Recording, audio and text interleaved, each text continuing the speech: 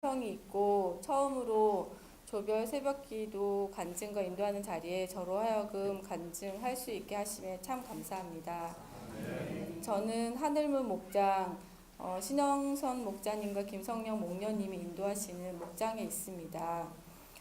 저희 가정은 4명인데요. 아직 저 혼자 교회에 나오고 있습니다. 감히 이 자리에 서기도 부끄러운 상황입니다. 가족을 구원하지도 못하고서는 말이죠.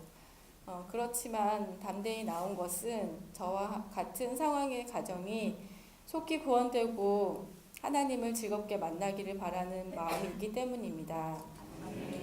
저는 12년 전에 대전에서 삼본으로 이사 오고서 이렇게 남편이 저와 아이들 교회 가는 것을 싫어하기 시작했습니다. 시어머니가 불교시라서 시댁이 분당 가까워지면서 이렇게 부모님께 불효를 하게 된다는 생각을 하게 된 것 같았습니다. 남편은 1년 반 동안 집에서 필요한 말 외에는 하지 않고 저를 피하는 생활을 했고 결국 아이들과 여름 수양회를 간 곳까지 찾아와서 아이들을 데려가고 시부모님께 이혼하겠다는 말을 하고서는 시부모님 저희 집에 와서 시어머니께서 아이들을 데리고 나가겠냐고 하셔서 저는 그러겠다고 했습니다. 남편은 어머니가 아이들을 데리고 봐주기를 바라는 것 같았는데 어머니는 그렇게 하시지 않겠다고 하신 것입니다. 어머니께서 이제부터 같은 하늘 아래 아이들이 있다고만 생각하고 남편 보고는 헤어지라는 말씀을 하시고는 사건은 이제 지나갔습니다. 감사하게도 저희는 이렇게 이혼하지 않고 남편은 또 아무 말 없이 전처럼 지내는 그런 생활을 했습니다. 그런 시간 동안 저는 의연하게 하나님만 바라보고 싶었지만 그러기 힘들었습니다. 믿음이 흔들릴 때는 포기하고 싶은 생각 그리고 살고 싶지 않다는 생각도 들었습니다. 매일 평온하지 못했지만 말씀은 나를 끝까지 인내할 수 있게 해주셨습니다. 나와 복음을 위하여 집이나 형제나 자매나 어머니나 아버지나 자식이나 전토를 벌인 자는 현세에 있어 집과 형제와 자매와 어머니와 자식과 전토를 100배나 받되 박해를 겸하여 받고 내세에는 영생을 받지 못할 자가 없느니라. 이 말씀이 있었습니다. 박해를 받고 있는 것이 이상할 것이 없다는 말씀이었습니다. 말씀으로 다시 일어나고 매일매일 살아갈 수 있었던 것 같습니다. 하나님은 어느 순간에 남편의 마음을 바꾸고 결혼을 계속하고 다시 잘 지내겠다고 했습니다. 하게 됐습니다. 아이들은 교회 데려가지 말라고 해서 저만 다니라고 해서 아이들에게 이혼이라는 것을 겪게 하기보다는 그러는 것이 낫겠다고 마음에 그렇게 생각이 돼서 하게 됐는데 지금 생각해보니 끝까지 견디지 못했던 것이 너무 안타까웠습니다.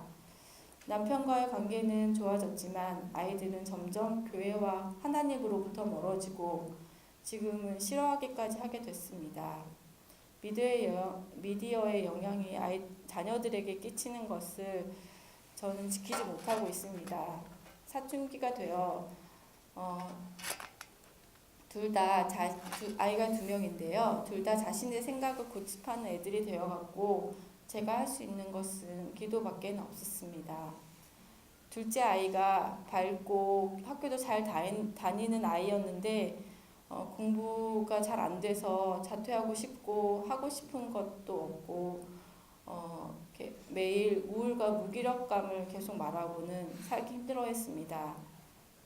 저는 이렇게 하나님이 너를 사랑하시고 도와주시기 원하고 기도할 때 응답해 주신다는 여러 말들을 했지만 아이는 듣기 싫어하고 제발 도움 안 되는 말 좀 하지 말라고 하는 통에 저는 마음속으로만 그럴 때마다 아이를 괴롭히는 악한 영은 떠나라고 기도할 뿐이었습니다.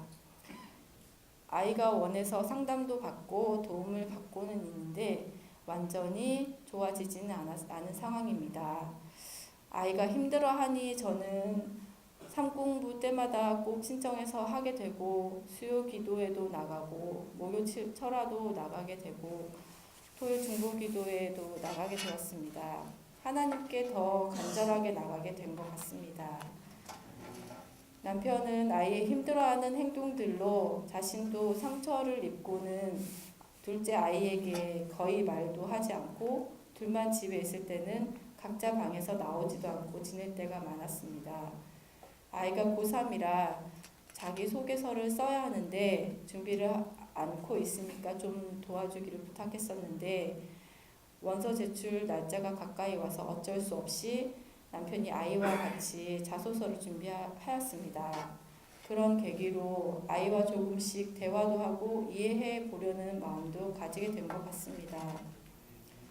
그리고 놀라운 변화가 있었습니다.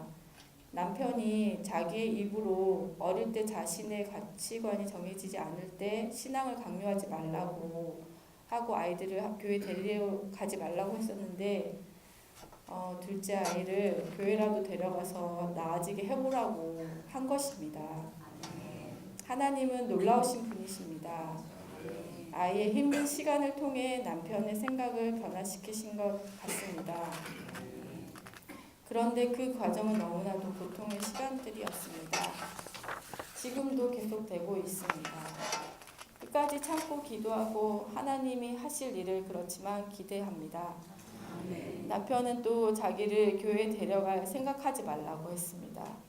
행여 교회에 대해 가지고 있는 가자고 저는 하는 말을 한마디도 하지 못했습니다. 그런 상황이었는데도 그 말을 한 것은 성령님이 남편의 마음을 움직이는 것이라 생각됩니다.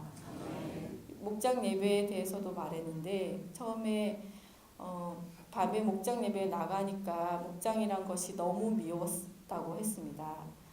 그런데 저의 말과 행동들이 점점 긍정의 말들로 감사의 말들로 바뀌고 자신을 존중해준다고 느끼게 되니까 목장 예배를 우리 집에서 드리게 되는 날에는 나가서 목욕탕 가는 날로 정해놓고 참석하지는 않지만 음식 준비를 즐겁게 도와주게 되었습니다.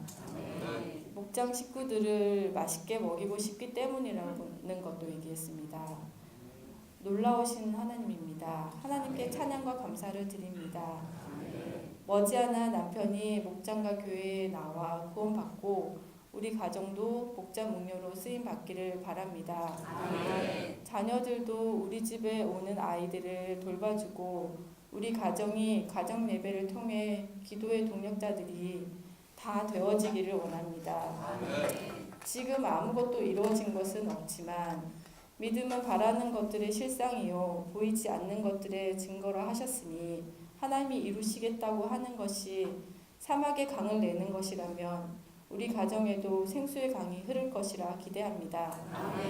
교회가 있어서 기도할 수 있고 말씀을 전해주시는 목사님이 있어서 예배와 찬송을 할 수 있고 목장이 있어 삶을 나눌 수 있고 같이 기도할 수 있어 참 감사합니다. 감사합니다.